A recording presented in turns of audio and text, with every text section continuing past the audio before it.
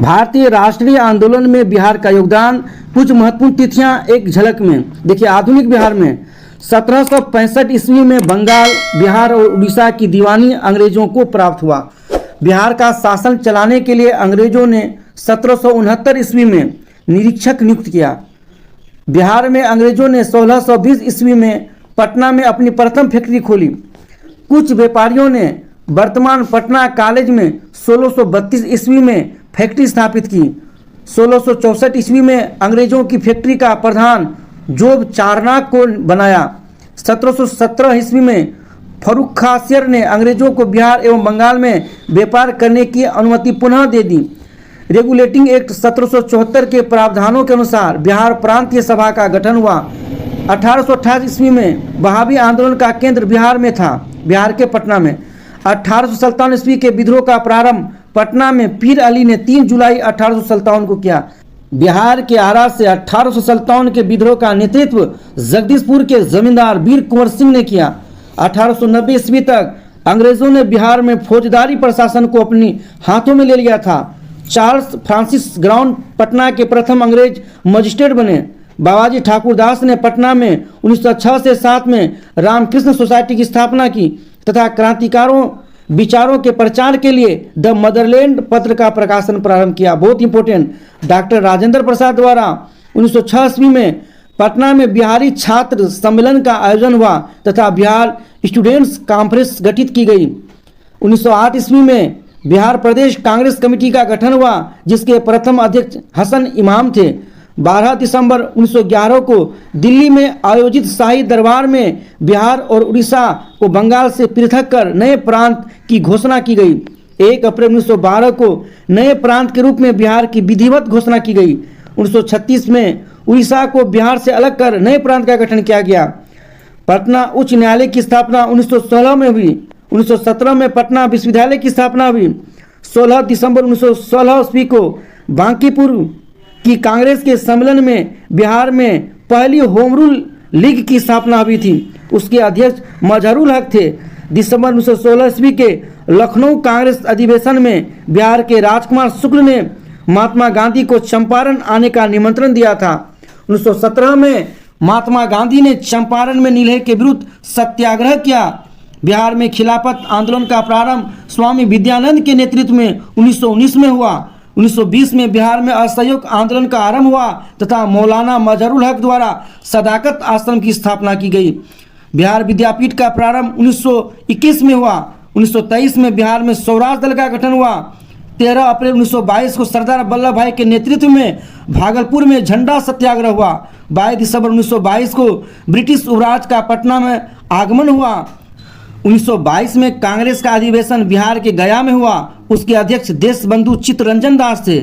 बिहार में फरवरी 1923 में स्वराज दल का गठन हुआ। नारायण प्रसाद इसके अध्यक्ष तथा अब्दुल बारी इसके सचिव बने। 18 दिसंबर 1928 को साइमन कमीशन बिहार आया। पटना में 16 अप्रैल 1930 ईस्वी को नमक सत्याग्रह शुरू हुआ। यहाँ नाखासफीर नामक स्थान पर नमक कानून भंग किया गया। यहाँ आंदोलन का नेतृत्व अंबिका कांत सिंह ने किया था। 1930 में पटना में एक स्वदेशी संघ की स्थापना हुई। छपरा के कैदियों ने नंगी हड़ताल की। बिहार के प्रारंभिक क्रांतिकारियों में डॉक्टर ज्ञानेंद्र नाथ, केदारनाथ बनर्जी और बाबा ठाकुरदास प्रमुख थे। साथियों, 1929 में राम वृक्ष बेनीपुरी, गंगा शरण सिंह, अंबिका कांत सिंह एवं जगदीश नारायण के सहयोग से पटना में एक युवक नामक मासिक पत्रिका का प्रकाशन हुआ। नवंबर 1928 में दलसिंहसराय में एक राजनीतिक डकैती डाली गई। 28 जून 1931 को पटना में भिकना पहाड़ी के पास पुलिस ने सूरजनाथ चौबे एवं दिल्ली षड्यंत्र केस के अभियुक्त हजारी लाल को गिरफ्तार किया। साथियों, 1929 में स्वामी सहजानंद ने बिहार प्रादेशिक किसान सभा का स्थापना किया। श्री कृष्ण सिंह इसके प्रथम सचिव थे। 1936 में अखिल भारतीय किसान सभा का गठन हुआ। स्वामी सहजानंद इसके प्रथम अध्यक्ष बने। 1934 में पटना में भारतीय कांग्रेस सोशलिस्ट पार्टी की स्थापना हुई। कार्यानंद शर्मा के नेतृत्व में बरहैया एवं अन्य क्षेत्रों में वकास आंदोलन शुरू हुआ। जगह जगह पर किसानों ने जमींदारी प्रथा को समाप्त करने की मांग की।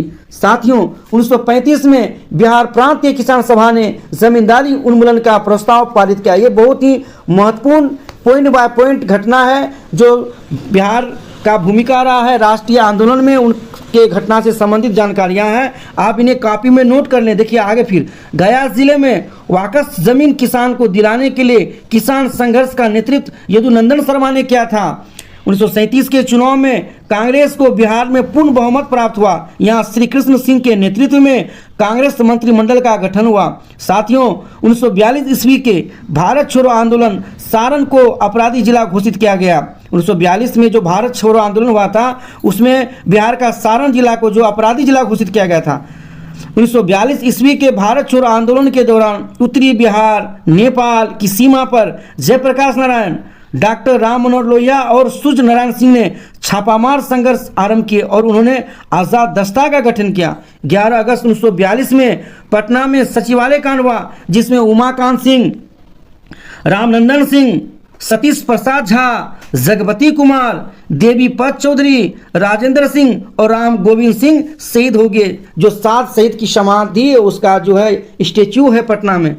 बिहार में क्रांतिकारी गतिविधियों को आगे बढ़ाने में श्री सियाराम सिंह के नेतृत्व में सियाराम दल का गठन हुआ। सियाराम दल का प्रभाव भागलपुर, मुंगेर, पूर्णिया आदि जिलों में था। भागलपुर में राष्ट्रीय सरकार की स्थापना की गई। आज़ाद हिंदुस्तान नामक समाचार पत्र का प्रकाशन मुंगेर से हुआ था। बेगूसराय को प्रथम पत्र साप्ताहिक प्रकाश के संपादक श्री जगत नारायण अग्रवाल थे। 1947 में भारत की स्वतंत्रता के पश्चात श्री कृष्ण सिंह के नेतृत्व में बिहार में प्रथम मंत्रिमंडल का गठन हुआ।